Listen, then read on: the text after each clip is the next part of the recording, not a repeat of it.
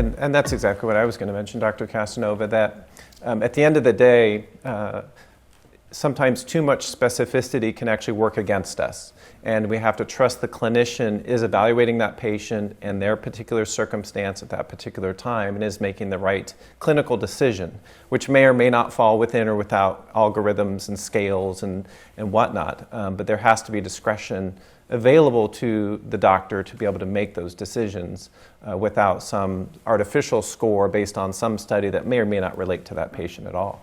And John, to that point, one of the ways that we hope to address that is via education.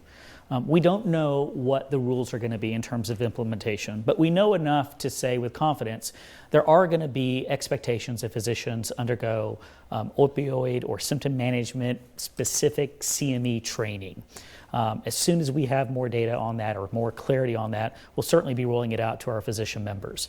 But in as much as we're expected as of March 1st to check the PMP, in as much as we're expected on January 1st, 2021 to prescribe all opioids or controlled substances via an e-prescribing mechanism, we'll also be expected to undergo some degree of CME-specific training.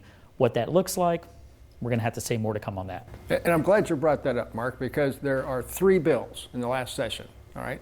And they approach the CME differently.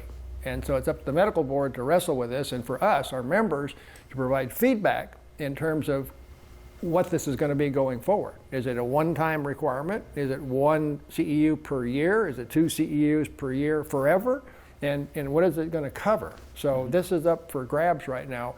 And now is the time for our members through the Dallas County Medical Society, to let us know so we can, through our roles as president, as a chair of this committee, to make a better program.